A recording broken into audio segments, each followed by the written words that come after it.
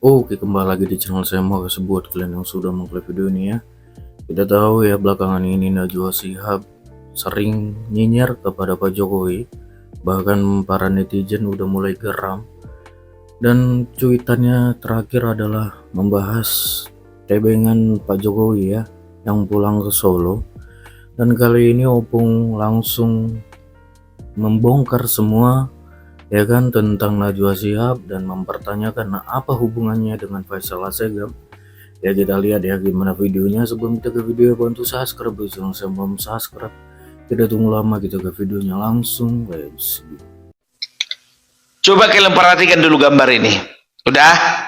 Pasti pikiran kalian sama pikiranku sama-sama terkonek dengan perempuan yang satu ini.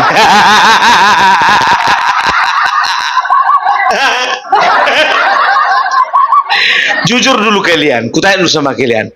Pasti lebih cantik Najwa Shihab daripada istri kalian kan? Kalau kalian bilang istri kalian lebih cantik daripada Najwa Shihab, bohong kalian, bohong. Ingat ya, orang bohong itu sama dengan orang berdosa. Orang berdosa itu upahnya pasti masuk neraka. Jadi jangan sampai kalian itu mau masuk neraka gara-gara nggak mau mengakui bahwasanya Najwa Shihab lebih cantik daripada istri kalian.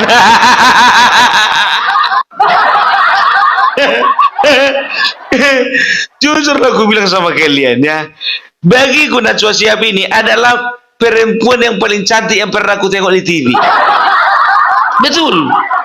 Udah cantik, pintar, berani, banyak lagi uangnya. Kadang-kadang nakal juga awak ini kan, sering kali aku membanding-bandingkan istri aku sama si Najwa Shihab. Andai kata lah istriku sama kayak si Najwa Shihab ini, udah cantik, pintar, banyak lagi duitnya. Tapi itu dulu biar tahu kalian ya. Tapi setelah dia mengungkapkan darurat demokrasi, makin kulihat makin kurang kecantikannya. Apalagi semenjak dia bilang bahwasanya Bapak Presiden Joko Widodo pulang ke Solo, nebeng pesawat TNI Angkatan Udara, makin banyak kali berkurang kecantikannya. Lama-lama berbaliklah hatiku kan, tidak mau lagi aku suka sama dia, lebih berbunga-bunga lagi aku melihat istriku. Karena istriku nggak pernah bilang ya Bapak Jokowi udah menebeng. Aku makin lama aku tengok si Najwa Shihab ini makin kurang ajar ini. Ya, tahu nggak kalian? Aku mulai berpikir ini orang berarti tipe jurnalis yang nggak terlalu mau banyak membaca. Mbak Najwa Shihab sekali-sekali baca dulu peraturan pemerintah mengenai presiden dan wakil presiden ya. Jadi setiap presiden dan wakil presiden, mantan presiden dan juga mantan wakil presiden ya, itu sama-sama berhak mendapat pengamanan atau pengawalan khusus dari militer, dari negara lah katakan ya.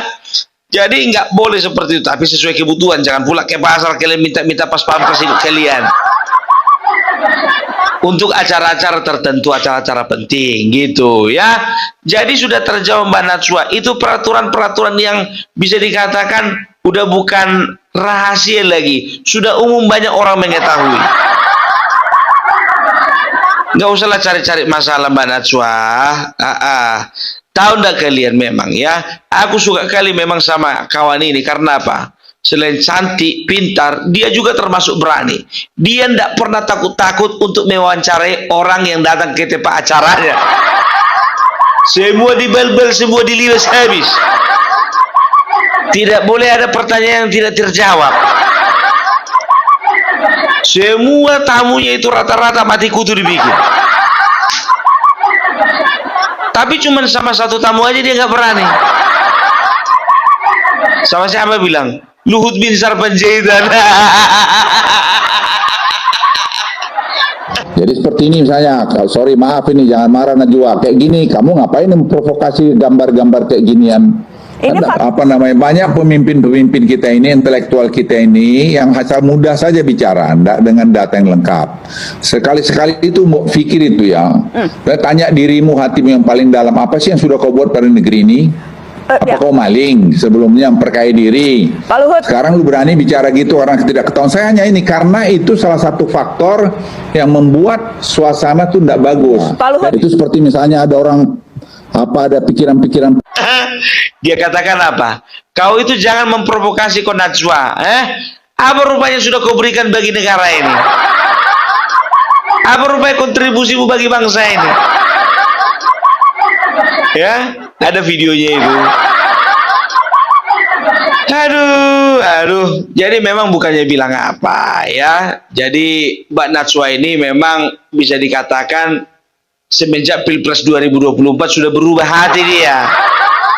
Padahal dulu setahu kita, beliau itu bisa dikatakan selalu memberikan respon positif terhadap Jokowi, ya, terhadap Joko Widodo. Tapi makin kesini ku tengok makin kontra dia sama Jokowi gitu loh. Ada apa ini, pikirku begitu kan?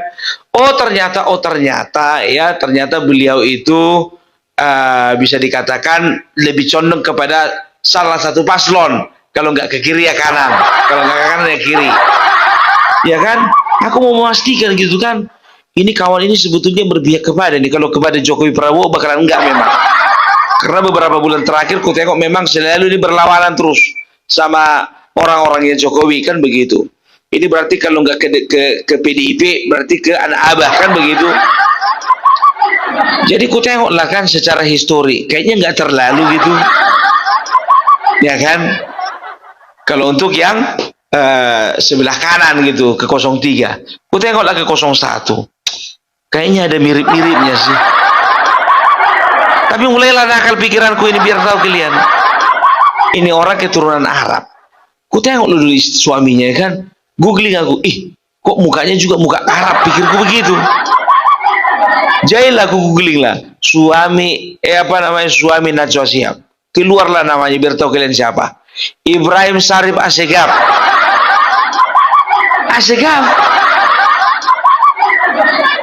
Kok mengingatkanku pada seseorang ya?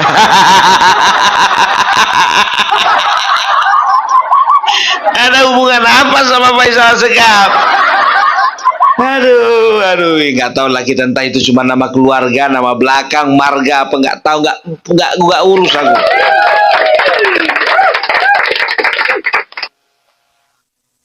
Itu dia ya. Jadi apalagi kemarin itu ya ada rumor, aku entah betul entah enggak ya kan, mengatakan bahwasanya Najwa Shihab itu punya saham di tambang. Tambang mana Mbak? Boleh tahu enggak?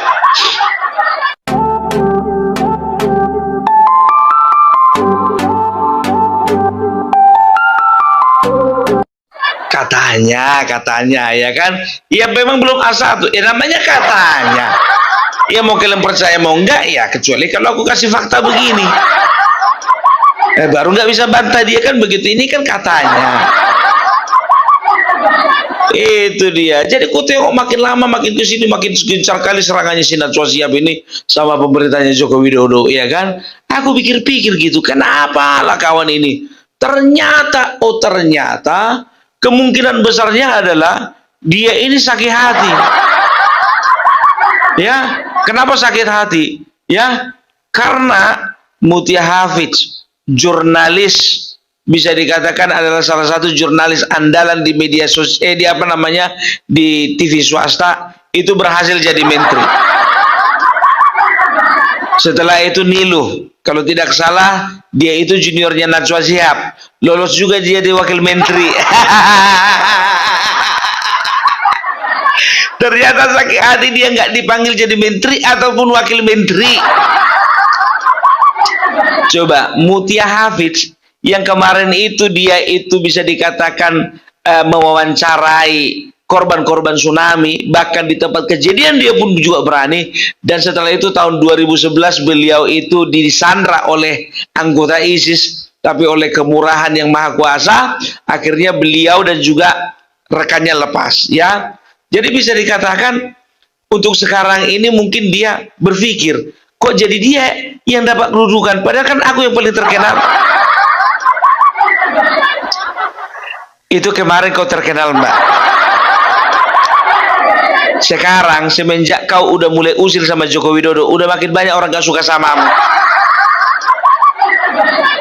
Jadi sorry lah dulu kalau keterkenalanmu itu sebentar lagi tinggal kenangan. Ya, coba bayangkan kalian ya, kepengen dia sebetulnya jadi menteri, atau paling tidak jadi wakil menteri lah. Kementerian apa? Otomatis kepengen dia Menkominfo. Ya, ternyata gara-gara nyonyornya dia selama ini, ya, ternyata itulah yang membuat Bapak Prabowo tertutup pintu hatinya. Kalau bicara tentang senioritas, coba bayangkan kalian, Najwa Shihab sudah punya acara tersendiri, ya kan? Mutia Hafidz belum. Najwa Shihab bisa dikatakan dia itu sudah malang melintang di dunia pertelevisian Indonesia, ya kan? Kalau Niluh, ya, yang dia akan menjadi wakil menteri, nggak terlalu senior si Najwa Shihab. Tapi dapatan wakil menteri. Aduh. Begitu juga siapa namanya itu? Siapa? Si Faisal Assegaf, ya kan? Dan juga siapa? Si Refli Harun, ya. Semua itu adalah orang-orang yang sakit hati karena apa? Karena nggak dapatan. Udahlah, nggak usah terlalu munafik kerja kalian. Tahu nggak aku bilang sama kalian, ya, sebagaimana kalian jelek-jelekan Joko Widodo, ya, tidak akan pernah pudar nama Joko Widodo dalam hati kami. Dan aku bilang sama kalian, kami belum move on. Jujur aja, aku juga sampai sekarang masih menganggap Joko Widodo itu presidenku, jujur lah. Iya kan? Walaupun memang orang yang menggantikannya adalah juga bisa dikatakan ya 11-12 sih kepemimpinannya. Tapi jujur aku belum move on. Dan aku bilang sama kalian, ya, ternyata ya ada juga orang-orang yang belum move on selain dari Opung Parweza.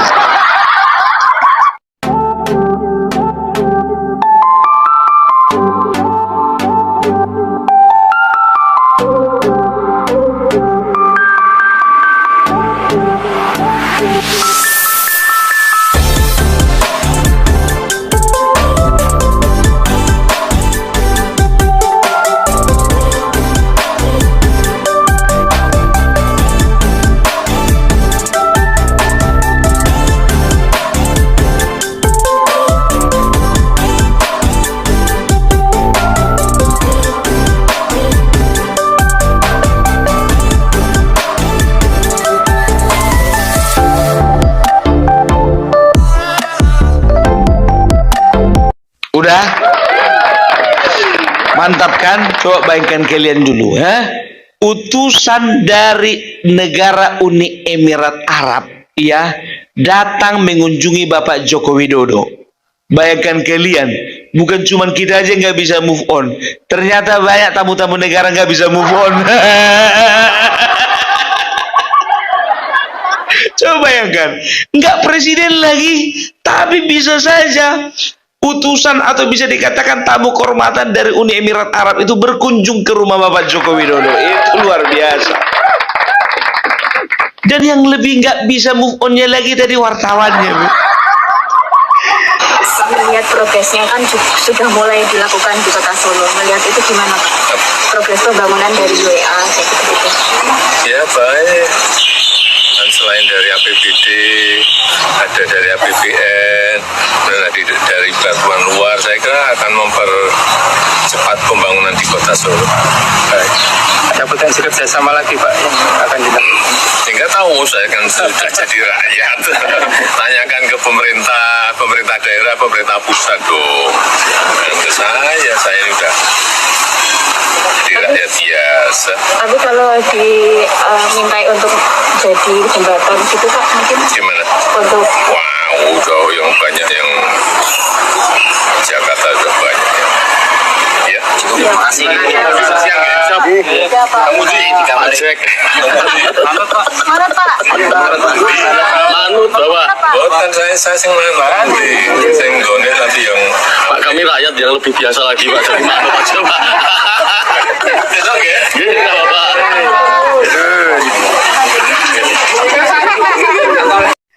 Ditanya pula, jadi bagaimana Pak ke depannya, apa ada kemungkinan untuk menjalin kerjasama? Dibilang Bapak Jokowi lah, saya ini rakyat biasa, kita tanya sama pemerintah. Iya, jujur aja aku bilang masih belum bisa bergeser hati ini daripada Bapak Jokowi. Aduh. Dan tahu enggak kalian, walaupun Bapak Joko Widodo sekarang itu jadi masyarakat biasa, ya, perhatikan kalian dulu cara dia itu makan soto sama cucunya. Perhatikan kalian ya. Udah, kalian perhatikan yang baju biru itu siapa? Itu calon gubernur itu.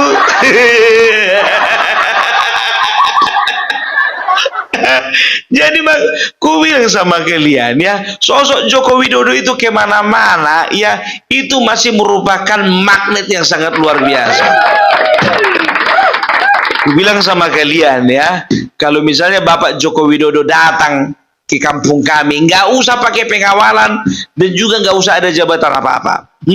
Datang dia minggu depan, kujamin jalan di kampungku itu akan ramai. Iya, nggak usah pun dia naik Alphard, naik Medan Jaya, pasti ini dikerumuni oleh orang-orang biar tahu kalian. Yakin kali gue Bung, yakin lah. Udah gue bilang marga Siregar itu Pak.